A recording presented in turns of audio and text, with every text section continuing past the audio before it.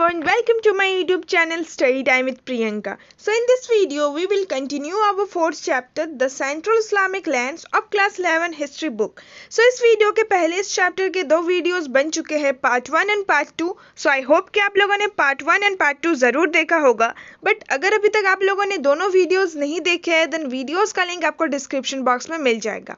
So part 1 में mainly हमने इस चैप्टर का इंट्रोडक्शन डिस्कस किया था. साथ ही हमने इस चैप्टर का फर्स्ट टॉपिक भी कंप्लीट किया था, the rise of Islam in Arabia, faith, community and politics. And second part में मेनली हमने इस चैप्टर के सेकेंड टॉपिक को डिस्कस किया था and the name of the second topic was the caliphate expansion, civil wars and sect formation. So बहुत ही detail वे में लाइन बाय लाइन एक्सप्लेन करके मैंने दोनों ही टॉपिक्स को समझाया है. सो आई रियली होप कि आप लोगों ने दोनों पार्ट ज़रूर देखा होगा. और आज के इस वीडियो में हम मेनली अपने थर्ड टॉपिक से स्टार्ट करने वाले हैं, the Umayyads and the centralisation of polity. So इस टॉपिक को स्टार्ट करने से पहले मैं एक बार आप लोगों को फिर से सेकंड टॉपिक रिवाइज करवा देती हूँ ताकि जो भी हमने प्रीवियस वीडियो में पढ़ा था वो आपको याद आ जाए. सो प्रीवियस वीडियो में हमने देखा था कि मोहम्मद के डेथ के बाद कोई भी एक पर्टिकुलर पर्सन नहीं था जो कि लेजिटिमेटली ये क्लेम कर सके कि वो इस्लाम का नेक्स्ट प्रॉफिट बनेगा. So as a result Mohammad की जो भी पॉलिटिकल अथॉरिटी थी वो उमा के मेंबर के पास ट्रांसफर्ड हो गई. बट उमा में भी कोई एक स्टेबलाइज प्रिंसिपल नहीं था. सो इसके कारण से न्यू इनोवेशंस हुए. सो एक जो बिगेस्ट इनोवेशन था वो था the creation of the institution of caliphate. Caliphate का इंस्टीट्यूशन बनाया गया और ये डिसाइड किया गया कि कम्युनिटी का जो भी लीडर होगा उसे प्रॉफिट का डेप्यूटी बनाया जाएगा, यानी कि उन्हें खलीफा बनाया जाएगा, कैलिफ का पोजीशन दिया जाएगा. साथ ही हमने इसी टॉपिक में फर्स्ट 4 रसूदीन कैलिफ के बारे में भी पढ़ा था. सो पहले जो कैलिफ थे उनका नाम था अबू बकर, सेकेंड जो कैलिफ थे उनका नाम था उमर. सो उमर के टाइम पीरियड में हमने देखा था कि ज़्यादातर जो इस्लामिक स्टेट है वो एक्सपेंड करता है. उमर के टाइम पीरियड में जो अरब्स है वो बाइजेंटियन एम्पायर एंड शशानियन एम्पायर के बहुत सारी टेरिटरीज को अपने कंट्रोल में ला देता है. साथ ही हमने ये भी देखा था जो हमारे थर्ड कैलिफ है उस्मान के टाइम पीरियड में हमने देखा था कि मुस्लिम्स के बीच में, उमा के मेंबर्स के बीच में थोड़ा बहुत मनमुटाव स्टार्ट हो गया और इसके कारण से एक सिविल वार भी हो गया. इसी के कारण से उस्मान की भी हत्या कर दी जाती है एंड उस्मान के डेथ के बाद अली जो है वो नेक्स्ट कैलिफ बन जाते हैं. सो अली के कैलिफ बनने के बाद मुस्लिम्स के बीच में जो एक मनमुटाव था वो और ज़्यादा गहरा हो जाता है एंड अली को बहुत सारे बैटल फॉट करने पड़ते हैं. इनफैक्ट मोहम्मद की जो यंगेस्ट वाइफ थी आयशा, उनके साथ भी अली का एक बैटल होता है बट उस बैटल में अली जीत जाते हैं. बट बाद में मुआविया के साथ भी अली का एक बैटल होता है. सो मुआविया कौन थे? मुआविया जो थे वो उस्मान के एक रिलेटिव थे एंड उस टाइम पे वो सीरिया के गवर्नर थे. सो मुआविया अली को नहीं मानते थे, एक्सेप्ट नहीं करते थे नेक्स्ट कैलिफ के रूप में. सो इसीलिए अली एंड मुआविया का भी एक बैटल होता है बट इस बैटल का कोई रिजल्ट ही नहीं निकलता है. सो इसी के कारण अली के जो सपोर्टर्स थे वो 2 ग्रुप्स में डिवाइड हो गए. पहले जो ग्रुप थे वो तो अली के प्रति अपना जो लॉयलिटी है वो परफॉर्म करते रहे, बट दूसरे जो ग्रुप थे उन्होंने कहीं ना कहीं उनके मन में एक नाराजगी हो गई अली के प्रति. सो एक ऐसे ही ग्रुप के मेंबर ने, एक ऐसे ही इंडिविजुअल ने अली की हत्या कर दी जब वो कूफा के एक मॉस्क में प्रेयर्स कर रहे थे. सो अली की हत्या के बाद जो मुआविया है वो नेक्स्ट कैलिफ डिक्लेयर करते हैं अपने आप को. साथ ही वो उमायद डायनेस्टी को भी स्टेबलाइज करते हैं इन 661. सो मैंने आपको बताया था कि उमायद बेसिकली एक क्लैन है. जो मोहम्मद थे वो कुरैश ट्राइब से बिलोंग करते थे एंड कुरैश ट्राइब यानी कि एक क्लैन का कॉम्बिनेशन होता था. सो मोहम्मद बानो हाशिम क्लैन से बिलोंग करते थे एंड मुआविया उमायद क्लैन से बिलोंग करते थे. सो इसीलिए मुआविया ने अपने क्लैन के नाम से एक अपना डायनेस्टी को स्टेबलाइज किया जिसको कहा गया उमायद डायनेस्टी. सो इस टॉपिक में मेनली हम उमायद डायनेस्टी के बारे में पढ़ने वाले हैं. साथ ही हम देखेंगे कि उमायद ने पॉलिटिक्स को सेंट्रलाइज कैसे किया, यानी कि जो उमायद डायनेस्टी के कैलिफ थे वो चाहते थे कि ज़्यादा से ज़्यादा जो पावर हो वो सेंटर के कंट्रोल में हो, यानी कि कैलिफ के कंट्रोल में. So now without further delay let's start our topic. So जैसे जैसे उमायद डायनेस्टी के कैलिफ लार्ज टेरिटरीज को कॉन्क्वेस्ट करते जा रहे थे, इस्लामिक स्टेट के कंट्रोल में करते जा रहे थे, वैसे वैसे मदीना में जो कैलिफेट का बेस था वो डिस्ट्रॉय हो गया।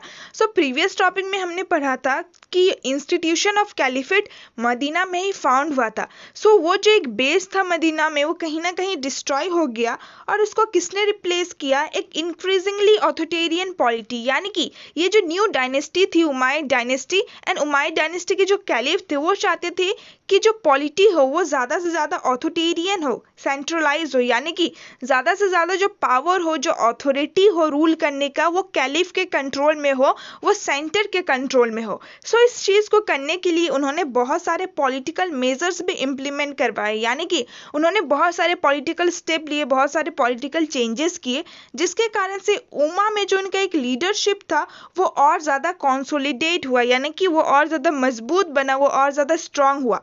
सो बहुत सारे पॉलिटिकल चेंजेस किए उमायद डायनेस्टी के कैलिफ ने।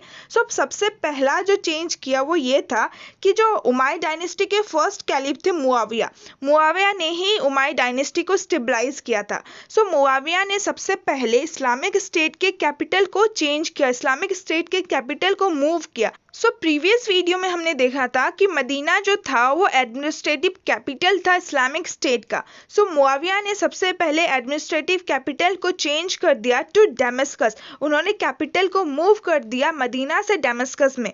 सो अली के टाइम में मुआविया जो थे वो सीरिया के गवर्नर थे, एंड प्रेजेंट डे में अगर आप देखेंगे तो डेमस्कस सीरिया का ही कैपिटल है। सो इसीलिए मुआविया ने अपने एरिया में कैपिटल को मूव कर दिया। सो ये था पहला चेंज। दूसरा चेंज उन्होंने ये किया कि बाइजेंटियन एम्पायर के कोर्ट सेरेमनीज को, एडमिनिस्ट्रेटिव इंस्टीट्यूशन को उन्होंने अडॉप्ट किया, यानी कि उस टाइम पे जो बाइजेंटियन एम्पायर था, बाइजेंटियन एम्पायर के कोर्ट में जो भी रिचुअल्स परफॉर्म किए जाते थे, जो भी सेरेमनीज परफॉर्म किए जाते थे, उनको उन्होंने अडॉप्ट किया। साथ ही बाइजेंटियन एम्पायर के एडमिनिस्ट्रेटिव इंस्टीट्यूशन को भी उन्होंने अडॉप्ट किया। एंड जो तीसरा चेंज है वो बहुत ही इंपॉर्टेंट चेंज है, उन्होंने हेरिडिटरी सक्सेशन को इंट्रोड्यूस किया, यानी कि अब जो भी नेक्स्ट कैलिफ बनेगा, अब जो भी मुआविया को सक्सीड करेगा वो और कोई नहीं बल्कि उन्हीं के वंश का कोई होगा।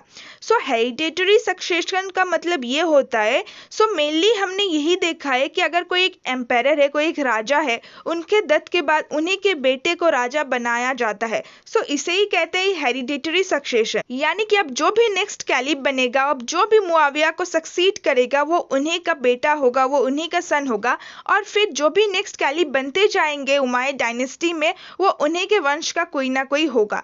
सो साथ ही जो मुआविया थे उन्होंने जो लीडिंग मुस्लिम्स थे, यानी कि उमा के अंदर इंपॉर्टेंट रोल प्ले करने वाले जो इंपॉर्टेंट मुस्लिम्स होते हैं, उनको भी परसुएड किया, मतलब कि उनको भी राजी कर लिया कि वो मुआविया के सन को एक्सेप्ट करे as the next caliph, as the successor of Muawiya. So ये जो इनोवेशंस थे, ये जो न्यू क्रिएशन किए मुआविया ने, इन क्रिएशन को हर एक कैलिफ ने अडॉप्ट किया जो भी उन्हें फॉलो करते थे, यानी कि मुआविया के बाद जो भी नेक्स्ट कैलिफ बनते गए उनके वंश के सभी कैलिफ्स ने इन सारे चेंजेस को अडॉप्ट किया, इन सारे चेंजेस को मेंटेन किया। एंड ये जो उमायद डायनेस्टी है ये करीब 90 ईयर्स तक पावर में रहता है, ये करीब 90 ईयर्स तक अपना पावर कंटिन्यू करता है, अपना रूल कंटिन्यू करता है। एंड उसके बाद उमायद डायनेस्टी को एक न्यू डायनेस्टी रिप्लेस करती है जिनका नाम होता है एबेसिड डायनेस्टी, जो करीब 2 सेंचुरीज तक बाद में रूल करता है। सो एबेसिड डायनेस्टी के बारे में मेनली हम अपने नेक्स्ट टॉपिक में पढ़ेंगे। सो फिर क्या बता रखा है कि उमायद स्टेट कहीं ना कहीं एक इम्पेरियल पावर बन चुका था, यानी कि उमायद स्टेट जो था, उमायद डायनेस्टी जो था वो एक साम्राज्य बन चुका था, वो धीरे धीरे एक एम्पायर बन चुका था जो कि सिर्फ इस्लाम के ऊपर डायरेक्टली बेस नहीं था। यानी कि सो अगर आप प्रीवियस वीडियोस में देखेंगे तो मोहम्मद ने भी कहीं ना कहीं मक्का को कॉन्क्वेयर किया था, बट उनका मेन मोटिव जो था वो यही था कि वो इस्लाम को बढ़ाना चाहते थे, इस्लाम को एक्सपेंड करना चाहते थे, इस्लाम को फैलाना चाहते थे। साथ ही हमने देखा कि जो रसूद्दीन कैलिफ थे उनके टाइम पीरियड में भी चारों जो रसूद्दीन कैलिफ थे उन्होंने भी एक्सपेंशन तो किए, लार्ज टेरिटरीज को कॉन्क्वेस्ट किए, बट उनका जो मेन मोटिव था वो यही था कि वो इस्लाम को एक्सपेंड करना चाहते थे, वो इस्लाम को फैलाना चाहते थे, ज़्यादा से ज़्यादा एरिया को वो इस्लामिक स्टेट के कंट्रोल में लाना चाहते थे। बट ये उमायद डायनेस्टी के जो कैलिफ थे उनका सिर्फ मकसद इस्लाम को फैलाना नहीं था, बल्कि वो अपना एक साम्राज्य बनाना चाहते थे, अपना एक एम्पायर बनाना चाहते थे। एंड अब जो ये उमायद स्टेट थे वो अपने स्टेट क्राफ्ट और अपने सीरियन ट्रूप्स के लॉयलिटी के ऊपर बेस्ड थे, उनके लॉयलिटी के ऊपर डिपेंड थे। यानी कि स्टेट क्राफ्ट का मतलब होता है शासन करने की कला, एक मैनेजमेंट का जो नॉलेज होता है, एक रूल करने का जो ज्ञान होता है, उसे कहते हैं स्टेट क्राफ्ट। सो जो उमायद डायनेस्टी के कैलिफ थे कहीं ना कहीं अपने नॉलेज, मैनेजमेंट के नॉलेज के ऊपर डिपेंड थे, साथ ही वो सीरिया के ट्रूप्स के लॉयलिटी के ऊपर भी डिपेंड थे, यानी कि सीरियन जो सोल्जर्स थे उनके ऊपर भी डिपेंड थे अपने साम्राज्य को फैलाने के लिए। साथ ही जो उमायद डायनेस्टी के कैलिफ थे उन्होंने क्रिश्चियन एडवाइजर्स भी रखा था अपने एडमिनिस्ट्रेशन में, यानी कि उन्होंने क्रिश्चियन सलाहकार रखा था। साथ ही उन्होंने ज़ोरेस्ट्रियन स्क्राइब्स एंड ब्यूरोक्रेट्स भी रखे थे। स्क्राइब्स का मतलब होता है वो व्यक्ति जो कि मेनली राज दरबार में कोई भी इंपॉर्टेंट डॉक्यूमेंट्स बनाना हुआ, ऑर्डर्स बनाना हुआ, लेटर्स अगर कुछ लिखने हुए तो वो मेनली स्क्राइब्स का ही काम होता है। उमायद डायनेस्टी के कैलिफ ने ज़ोरेस्ट्रियन स्क्राइब्स रखे थे, साथ ही बहुत सारे ब्यूरोक्रेट्स भी रखे थे, यानी कि बहुत सारे ज़ोरेस्ट्रियन ऑफिशियल्स भी रखे थे। ये जो उमायद डायनेस्टी के कैलिफ थे ये दूसरे रिलीजन को भी प्रमोट कर रहे थे, सिर्फ अरब को प्रमोट नहीं कर रहे थे, अरेबिया में रहने वाले लोगों को प्रमोट नहीं कर रहे थे, बल्कि दूसरे रिलीजन को भी इंपॉर्टेंस दे रहे थे।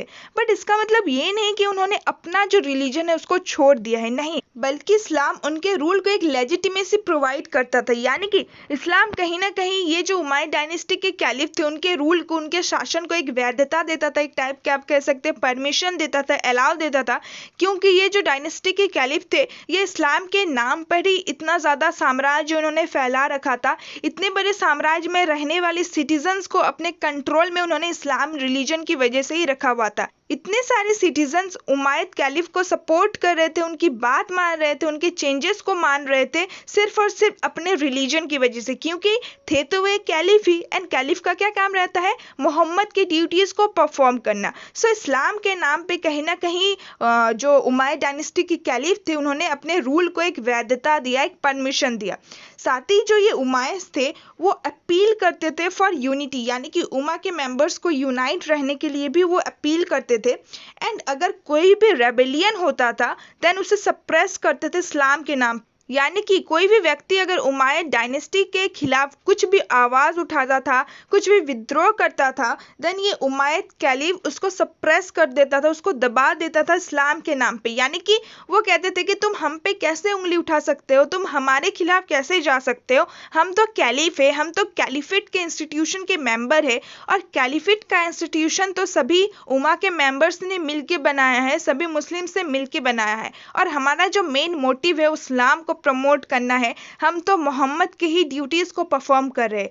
वो कहीं ना कहीं इस्लाम के नाम पे जो भी विद्रोह होता था उसको सप्रेस कर देते थे, और धीरे धीरे अपना एक इम्पेरियल पावर भी फैला रखा था, यानी कि अपना एक साम्राज्य भी फैला रखा था। फिर बता रखा है during the regime of Abdul Malik and his successor, यानी कि अब्दुल मलिक जो थे वो 5th उमायद डायनेस्टी के कैलिफ थे।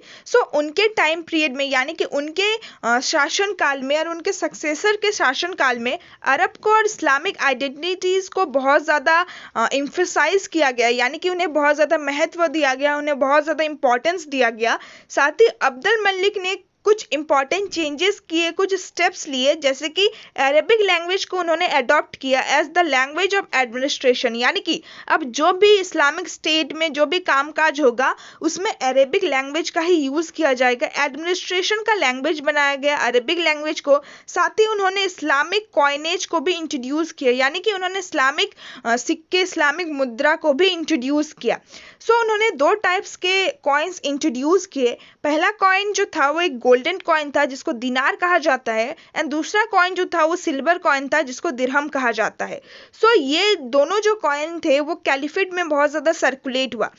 ये दोनों कॉइन्स कहीं ना कहीं बाइजेंटियन एम्पायर एंड ईरानियन एम्पायर के कॉइन्स के कॉपीज थे, उन्हीं के डुप्लीकेट थे। एंड बाइजेंटियन एंड ईरानियन कॉइन्स में मेनली हमें क्रॉसेस के एंड फायर अल्टार्स के सिंबल्स देखने को मिलते हैं। साथ ही हमें ग्रीक एंड पल्लवी लैंग्वेज में इंस्क्रिप्शंस भी मिलता है। ग्रीक एंड पल्लवी जो है वो ईरान की लैंग्वेज है। सो अब्दुल मलिक ने इन्हीं कॉइन्स को कॉपी करके अपना इस्लामिक कॉइन्स बनाया एंड उन्होंने सिंबल्स को यूज नहीं किया, मतलब कि जो भी सिंबल्स बाइजेंटियन एंड ईरानियन कॉइन्स में यूज होता था उसको उन्होंने रिमूव कर दिया। साथ ही उन्होंने अरेबिक लैंग्वेज में इंस्क्रिप्शंस लिखवाए। अब्दुल मलिक ने एक हाईली कंट्रीब्यूशन भी किया था अरब इस्लामिक आइडेंटिटी के डेवलपमेंट के लिए। उन्होंने the Dome of Rock in Jerusalem को बिल्ड किया था। सो यहाँ पे आप जो पिक्चर देख रहे हैं ये है the Dome of Rock in Jerusalem. So I hope कि आपको डोम का मतलब पता होगा। ये जो आप स्ट्रक्चर देख रहे हैं ऊपर में, ये जो आप कॉनकेव शेप का एक हेमिस्फेरिकल रूप देख रहे हैं इसे कहते हैं डोम। सो ये एक बहुत ही इंपॉर्टेंट कॉन्ट्रीब्यूशन था अब्दुल मलिक का अरब इस्लामिक आइडेंटिटी के डेवलपमेंट के लिए, क्योंकि आज भी अगर आप कोई भी एक मस्जिद देखते हैं सो हर एक मस्जिद में आपको ऊपर में ये डोम शेप जरूर देखने को मिलता है। सो ये एक इंपॉर्टेंट कंट्रीब्यूशन था अब्दुल मलिक का। अब हम पढ़ते हैं अब्दुल मलिक कॉइनेज रिफॉर्म, यानी कि अब्दुल मलिक ने कैसे कॉइन्स बनाए और उसमें क्या क्या रिफॉर्म हुए, उसमें क्या क्या चेंजेस हुए। सो ये जो आप फर्स्ट कॉइन देख रहे हैं ये है गोल्डन कॉइन जो कि बाइजेंटियन एम्पायर का है, जिसको सॉलिडस कहा जाता था। हमने चैप्टर नंबर 3 में पढ़ा है। एंड इस कॉइन में आप जो ये मिडिल में जो पर्सन को देख रहे हैं ये है एम्पायर हेरिकुलस एंड साइड में जो दो पर्सन है ये उनके दो सन है। सो इसी को कॉपी करके अब्दुल मलिक ने अपना कॉइन बनाया है। इस कॉइन के जो बीच में आप स्ट्रक्चर देख रहे हैं, ये जो पिक्चर है ये अब्दुल मलिक का पिक्चर है जिसमें वो एक ट्रेडिशनल अरब ड्रेस में नजर आ रहे हैं। साथ ही उन्होंने अपने हाथ में एक तलवार भी रखा है। एंड यहाँ पे जितने भी इंस्क्रिप्शंस यूज हुए हैं वो मेनली अरेबिक लैंग्वेज के ही इंस्क्रिप्शन है। बट बाद में ये जो कॉइन है इसमें कुछ चेंजेस हुए। बाद में इस टाइप का कॉइन्स बनाया जाने लगा क्योंकि इस्लाम में प्रोहिबिट किया जाता है, इस्लाम में मना किया जाता है representation of living being in art and craft, यानी कि आप किसी भी लिविंग बीइंग को आर्ट एंड क्राफ्ट के थ्रू रिप्रेजेंट नहीं कर सकते, क्योंकि लिविंग बीइंग्स का बनाने का जो काम होता है वो सिर्फ और सिर्फ भगवान का काम होता है, अल्लाह का काम होता है, और हम इंसान होकर किसी भी लिविंग बीइंग्स की पिक्चर नहीं बना सकते। सो इस्लाम में इस चीज को मना किया जाता है। इसीलिए बाद में ऐसे कॉइन्स बनने लगे जिसमें किसी भी इंसान का पिक्चर ना हो, सिर्फ और सिर्फ इंस्क्रिप्शन में कुछ लिखे गए हो। सो ये जो आप कॉइन देख रहे हैं ये एक प्योरली एपिग्राफिक कॉइन है, यानी कि इसमें सिर्फ और सिर्फ अरेबिक लैंग्वेज में ही कुछ इंस्क्रिप्शन वगैरह लिखे गए हैं। सो विद दिस हमने अपना थर्ड टॉपिक कंप्लीट कर लिया। So now let's move to our fourth topic. So our next topic is the Abbasid revolution. So इस टॉपिक में हम देखेंगे एबिसिड डायनेस्टी के बारे में, साथ ही हम देखेंगे कि एबिसिड ने क्या रेवोल्यूशन की। रेवोल्यूशन का मतलब होता है क्रांति, जब एक लार्ज ग्रुप ऑफ पीपल कुछ एक्शन लेता है रूलिंग गवर्नमेंट को चेंज करने के लिए, उसे रेवोल्यूशन कहते हैं। सो इस टॉपिक में हम देखेंगे कि एबिसिड ने क्या रेवोल्यूशन किए और उन्होंने क्यों रेवोल्यूशन किए। सो now let's start our topic. So last topic में हमने देखा जो उमाय्यद थे वो मुस्लिम पॉलिटी को सेंट्रलाइज करना चाहते थे, वो मुस्लिम पॉलिटी को ज़्यादा से ज़्यादा ऑथोरिटेरियन बनाना चाहते थे। सो इसके लिए उन्होंने बहुत सारे पॉलिटिकल स्टेप्स भी लिए, बहुत सारे पॉलिटिकल मेजर्स इंप्लीमेंट करवाए। सो इसके सक्सेस के बाद उन्हें एक हैवी प्राइस पे करना पड़ा, यानी कि इसके लिए उन्हें एक बहुत ही भारी कीमत चुकाना पड़ा। उमाय्यद के खिलाफ एक वेल ऑर्गेनाइज्ड मूवमेंट किया गया जिसको दावा कहा गया, एंड इसकी वजह से जो उमाय्यद से उसका फॉल स्टार्ट हो गया। एंड उमाय्यद को किसने रिप्लेस किया? उमाय्यद को दूसरे फैमिली ने रिप्लेस किया जिसको एबिसिड्स कहा जाता है। एंड ये जो फैमिली है ये भी मक्का से ही बिलोंग करते थे। एंड ये कब होता है? 750 में। सो 750 में उमाय्यद डायनेस्टी को एबिसिड डायनेस्टी रिप्लेस कर लेते हैं। एंड उमाय्यद डायनेस्टी की तरह एबिसिड डायनेस्टी भी मक्कन ओरिजिन से ही बिलोंग करते थे, यानी कि मक्का से ही ये भी बिलोंग करते थे। सो जो एबिसिड्स थे उन्होंने उमाय्यद रिजाइम को, यानी कि उमाय्यद के शासनकाल को, उमाय्यद के रूल को इविल की तरह दर्शाया, यानी कि उन्हें बहुत ही बुरे ढंग से दिखाया। साथ ही उन्होंने ये भी प्रॉमिस किया कि हम प्रॉफिट का जो ओरिजिनल इस्लाम है उसको रीस्टोर करेंगे, यानी कि जो इस्लाम प्रॉफिट मोहम्मद ने इंट्रोड्यूस किया था, जिसके बारे में प्रॉफिट मोहम्मद ने हमें बताया था, उसको हम फिर से वापस लाएंगे, उसको हम रीस्टोर करेंगे। साथ ही एबिसिड्स ने यह भी बताया कि जो भी रेवोल्यूशन हम करेंगे। इस रेवोल्यूशन की वजह से सिर्फ डायनेस्टी चेंज नहीं होगा, बल्कि उमायद डायनेस्टी के टाइम पे जो भी पॉलिटिकल स्ट्रक्चर था एंड जो भी कल्चर था उसको भी हम चेंज करेंगे, उसमें भी हम चेंजेस लाएंगे।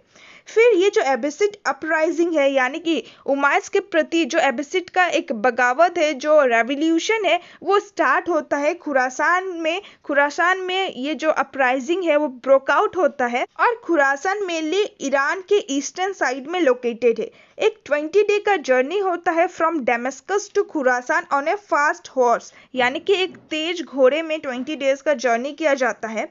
सो अगर आप खुरासान के पॉपुलेशन की बात करें, सो खुरासान में मिक्स्ड अरब ईरानियन पॉपुलेशन रहते थे, यानी कि वहाँ पे अरबियन पीपल भी रहते थे, साथ ही ईरानियन पीपल भी रहते थे। एंड इन लोगों को मोबिलाइज करने, यानी कि इन लोगों को ऑर्गेनाइज करना, इन लोगों को रेवोल्यूशन के लिए रेडी करना कोई मुश्किल काम नहीं था। बहुत सारे रीजंस के चलते इन लोगों को मोबिलाइज करना बहुत ही आसान था। सो पहला रीजन ये है कि जो अरब सोल्जर्स थे यहाँ पे वो मेनली इराक से बिलोंग करते थे एंड वो लोग कहीं ना कहीं सीरियन ट्रूप्स के डोमिनेंस को, यानी कि सीरियन सोल्जर्स के डोमिनेंस को नापसंद करते थे। क्योंकि लास्ट टॉपिक में हमने ये भी देखा था कि उमायद डायनेस्टी जो था, उमायद स्टेट जो था, वो कहीं ना कहीं सीरियन ट्रूप्स के लॉयलिटी के ऊपर डिपेंड था, उन पे बेस्ड था। सो इसीलिए जो अरब सोल्जर्स थे वो सीरियन ट्रूप्स के डोमिनेंस को, उनके पास इतना जो पावर है, एक इम्पोर्टेंस दिया जाता है, इसको नापसंद करते थे। साथ ही जो अरब सिविलियंस थे, जो अरब सिटीजन थे, जो खुरासान में रहते थे, वो उमायद रिजाइम को डिसलाइक करते थे, वो नापसंद करते थे उमायद डायनेस्टी के रूलर्स को, उनके रूलिंग टाइम को, उनके शासनकाल को। क्योंकि जो उमायद डायनेस्टी के कैलिफ थे उन्होंने बहुत सारे प्रोमिसेस किए थे, जैसे कि वो टैक्स कंसेशन करवाएंगे, यानी कि वो उन्हें टैक्स में छूट देंगे, उनको कुछ ग्रांट्स देंगे। साथ ही उन्होंने प्रॉमिस किया था कि वो उन्हें प्रिविलेजेस देंगे, यानी कि वो उन्हें कुछ स्पेशल एडवांटेज देंगे, बेनिफिट देंगे, कुछ फेवर देंगे। बट ये जो प्रॉमिसेस थे ये कभी भी फुलफिल नहीं किए गए। सो इसकी वजह से जो अरब सिविलियन थे, यानी कि जो अरब सिटीजन थे और अरब सोल्जर्स थे, उनके मन में उमायद डायनेस्टी के प्रति एक मन मुटाव आ गया था। वो उमायद डायनेस्टी के रूल को नापसंद करते थे।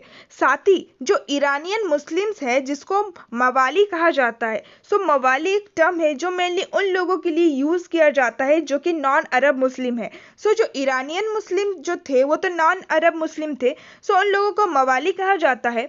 सो ये जो लोग होते थे उनको कहीं ना कहीं तिरस्कार किया जाता था, उनके साथ कहीं ना कहीं भेदभाव किया जाता, उन्हें प्रोटेक्टेड फील नहीं करवाया जाता था। इसीलिए ये जो लोग थे वो लोग भी बहुत ज़्यादा एगर थे, बहुत ज़्यादा उत्सुक थे, इंटरेस्टेड थे किसी भी कैंपेन को ज्वाइन करने के लिए, किसी भी आंदोलन को ज्वाइन करने के लिए, जिसकी वजह से उमायद डायनेस्टी जो है उसको रिप्लेस कर दिया जाए, उमायद डायनेस्टी का फॉल हो जाए। सो इन रीजंस की वजह से एबिसिड्स के लिए बहुत ज़्यादा आसान हो गया कि वो अलग अलग ग्रुप्स को ऑर्गेनाइज करे उमायद डायनेस्टी के खिलाफ और एक रेवोल्यूशन स्टार्ट करे। सो अब हम पढ़ेंगे कि आखिर ये एबिसिड्स थे कौन। सो प्रॉफिट मोहम्मद के एक अंकल थे जिनका नाम था अब्बास, एंड अब्बास के डेसिडेंट्स को ही एबिसिड्स कहा जाता है, यानी कि अब्बास के वंश के लोगों को ही एबिसिड्स कहा जाता है। सो एबिसिड्स ने वेरियस डेसिडेंट ग्रुप्स को इकट्ठा किया, यानी कि अलग अलग विद्रोही ग्रुप्स को इकट्ठा किया। वे ग्रुप्स जो कि उमायद डायनेस्टी के खिलाफ थे, उनके रूल से असहमत थे, उनको डिसलाइक करते थे, ऐसे ग्रुप के सपोर्ट को उन्होंने गैदर किया, इकट्ठा किया।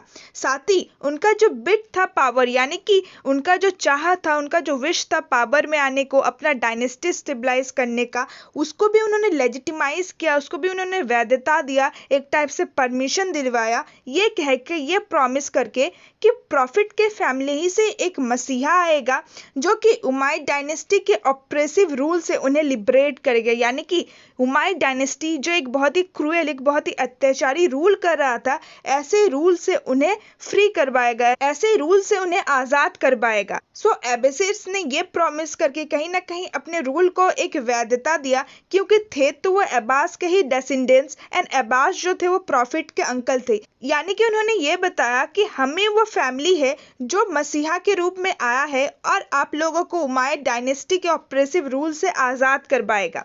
एक ईरानियन स्लेव थे जिनका नाम था अबू मुस्लिम।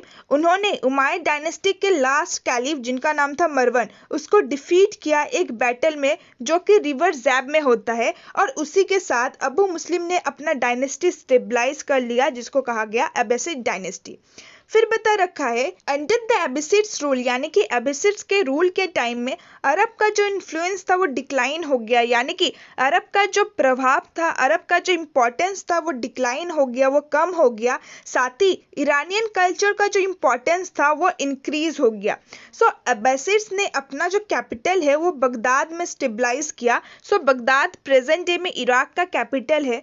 उमायद डायनेस्टी की तरह अब्बासिड डायनेस्टी ने भी अपना कैपिटल को चेंज कर लिया। सबसे पहले इस्लामिक स्टेट का कैपिटल मदीना था, बट उमायद डायनेस्टी के रूलर्स ने, उमायद डायनेस्टी के कैलिफ ने कैपिटल को चेंज करके दमिश्क में शिफ्ट कर लिया, और फिर से अब्बासिड्स रूलर ने कैपिटल को बगदाद में स्टेबलाइज कर दिया near the range of the ancient Iranian metropolis Ctesiphon, यानी कि एक एंशियंट इरानियन सिटी है, उस सिटी का नाम है स्टेशिफोन।